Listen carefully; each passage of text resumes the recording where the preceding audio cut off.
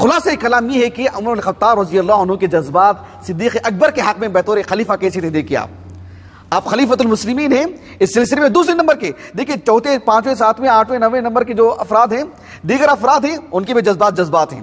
کیا ہمارے اور آپ کے جذبات صدیق اکبر کے حق میں جذبات نہیں ہیں؟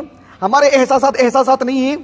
ہماری محبت نہیں ہے؟ انشاءاللہ اللہ کے ہاں یہ بھی ہمارے لیے نجات کا ذریعہ ہے. لیکن جب بات عمر فاروق کی آتی ہے، عمر بن خطاب رضی اللہ عنہ کی آتی ہے، جو بالاتفاق دوسرے نمبر پر ہیں، خلیفہ ثانی، آپ کے جذبات ہی بتانا چاہ رہا تھا میں آپ کو. آخری میں ایک بات یہ بھی بتا دوں آپ کو کہ ہم جانتے ہیں کہ اللہ کے رسول صلی اللہ علیہ وسلم کے انتقال کے بعد ابوبکر صدیق رضی اللہ عنہ بس 2.5 سال خلیفہ رہے. اس کے بعد عمر بن خطاب رضی اللہ عنہ 10 سال کا عرصہ سمجھتے ہیں، کوئی نزاع ہی نہیں، بالاتفاق 10 سال، اور وہ بھی شاندار. اسلامی مملکت کی سرحدیں کتنی وسیع ہو چکی تھی، کتنی فتوحات اور کس قدر عظیم کارنامے انجام دیے گئے، بہت کچھ ہوا. عمر بن خطاب رضی اللہ عنہ کے جذبات میں فرق نہیں آیا. کبھی آپ نے ابوبکر صدیق رضی اللہ عنہ سے اوپر تو بہت دور کی بات، آپ کے برابر ہونا تو بہت دور کی بات، آپ کے قریبی بھی کبھی نہیں سمجھا کہ میں آپ کے کبھی قریبی ہو سکتا ہوں، آپ کے عمل میں، آپ کے کردار میں. ایک مرتبہ ایسا ہوا، ایک حدیث مبارکہ ہے صحیح بخاری کی کتاب الحدود میں، حدیث بہت طویل ہے، بات ایسی ہے، میں اس کا خلاصہ میں آپ کو بتاتا ہوں. عمر بن خطاب رضی اللہ عنہ جب زندگی کا آخری حج کیا تھا آپ نے 23 ہجری کو، 23 ہجری کا جو ذی الحجہ کا مہینہ ہے، جب حج کیا آپ نے، تو دوران حج ہی مینا کے میدان میں ایسی باتیں کچھ ہونے لگی کہ ایک صاحب کھڑے ہوئے اور کہنے لگے کہ جب عمر بن خطاب کا انتقال ہو جائے گا تو میں فلاں صاحب کے ہاتھ پر بیعت کر لوں گا. ایک صحابی نے کہا. اب میں اس تفصیل میں نہیں جانا چاہتا ہوں کہ وہ کون ہے، کن کے نام پر کہا، مجھے وہ سب بتانا مقصود نہیں. ایک صحابی کھڑے ہوئے اور انہوں نے ایک صحابی کا نام لے کر کے کہا کہ جب عمر بن خطاب کا انتقال ہو جائے گا تو میں ان کے ہاتھ پر بیعت کر لوں گا اور امت بھی ان کے ہاتھ پر بیعت کر لے گی، اب یہی خلیفہ ہیں. یہ باتیں جیسی معلوم ہوئی عمر بن خطاب کو، آپ وہیں پر سب کو جمع کر کے نصیحت کرنا چاہتے تھے، لیکن عبد الرحمن بن عوف نے کہا کہ ایسا معاملہ ہے کہ یہاں پر سب لوگ جمع ہوئے ہیں، صاحب علم بھی اور دیگر افراد بھی، آپ کی باتیں سب نہیں سمجھ پائیں گی، وہ گہری باتیں، وہ گہرائی. اب یہاں سے ہم کو مدینہ الرسول ہی جانا ہے، اور مدینہ الرسول کیا ہے؟ دار الہجرت والسنہ، وہاں جائیں گے ہم. وہاں جانے کے بعد جب آپ خطبہ دیں گے تو وہاں یہ سب باتیں رکھیے، وہاں اہل علم ہوں گے، آپ کی بات کو سمجھیں گے، جہاں رکھنا ہے وہیں رکھیں گے. عمر بن خطاب رضی اللہ عنہ نے کہا کہ ہاں مشورہ اچھا ہے، ایسے ہی کروں گا. عبداللہ بن عباس بھی وہاں پر بیٹھے ہوئے تھے، ساری باتیں سن لی انہوں نے. جب جمعہ کا دن آیا اور عمر بن خطاب رضی اللہ عنہ کی زندگی کا وہ آخری جمعہ تھا، اس کے بعد انتقال ہو گیا آپ کا، اس کے بعد آنے والا جو بدھ تھا اس کی فجر کی نماز میں آپ کو جو ہے چھرا گھوم دیا گیا تھا. تو جو جمعہ کا خطبہ آپ نے ارشاد فرمایا، عبداللہ بن عباس آ کر کے سامنے بیٹھ گئے تھے ممبر کے، اور ان سے پہلے سعید بن زید جو عاشر مبشرہ میں سے وہ بیٹھے ہوئے تھے. عبداللہ بن عباس نے کہا چچا آپ کو پتا ہے آج عمر بن خطاب کیا کہنے والے ہیں خطبے میں؟ یہ باتیں کہنے والے ہیں، اور ایسی باتیں کہنے والے ہیں جو کبھی نہیں کہا آپ نے. سعید بن زید نے کہا کہ چلو ایسی کون سی باتیں جو آج تک نہیں کہا انہوں نے؟ کہا کہ سنو تو صحیح.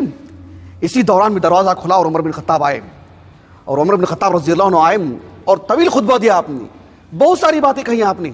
ان میں سے عمر بن خطاب رضی اللہ عنہ نے ایک بات یہ بھی کہی جو میرے موضوع سے متعلق ہے. عمر بن خطاب رضی اللہ عنہ نے کہا کہ مجھے یہ خبر ملی ہے کہ کسی نے کہہ دیا ہے کہ لو مات عمر بایعت فلانا، اگر عمر کا انتقال ہو جائے تو میں فلاں کے ہاتھ پر بیعت کر لوں گا اور پورے مسلمان ان کے ہاتھ پر بیعت کر لیں گے. عمر بن الخطاب رضی اللہ عنہ نے کہا سبحان اللہ، آپ نے کہا لا یغترن امرؤ ان یقول، کسی شخص کو دھوکہ نہیں ہونا چاہیے، کوئی شخص دھوکے میں نہ رہے کہ وہ یہ کہتا پھرے کہ انما كانت بیعت ابی بکر فلتة وتمت، کہ ابو بکر صدیق رضی اللہ عنہ کی بیعت تو بس اچانک یوں ہی ہو گئی، پل بھر میں ہو گئی.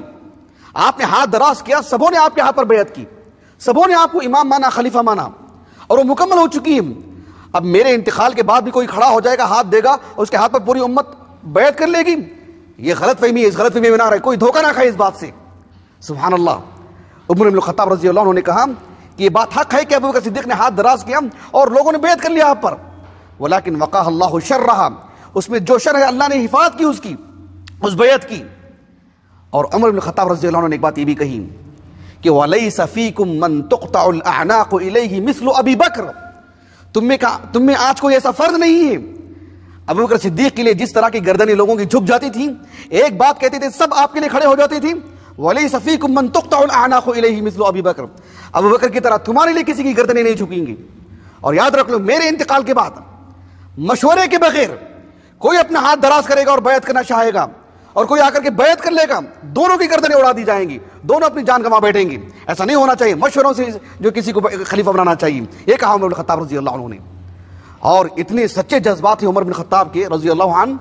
آپ نے کہا کہ جب اللہ کے رسول کا انتقال ہوا اور جب ہم سقیفہ بنی ساعدہ کے پاس گئے، وہاں پر جو گئے تھے، اور ابو بکر صدیق نے جب میرا ہاتھ دراز کیا تو عمر بن الخطاب رضی اللہ عنہ نے کہا سبحان اللہ، اتنی بڑی بات کہی آپ نے. ایک کہا کہ کان واللہ ان اقدم فتضرب عنقی. عمر بن الخطاب رضی اللہ عنہ نے کہا کہ اللہ کی قسم جب ہم وہاں پر کھڑے تھے، میں ابو عبیدہ بن الجراح اور ابو بکر صدیق رضی اللہ عنہ اجمعین، اور ابو بکر نے میرا ہاتھ آگے کیا تھا بیعت لینے کے لیے، کہا کہ اللہ کی قسم مجھے آگے بڑھا دیا جاتا اور میری گردن اڑا دی جاتی. مجھے اس گناہ سے زیادہ پسند ہے. کس گناہ سے زیادہ؟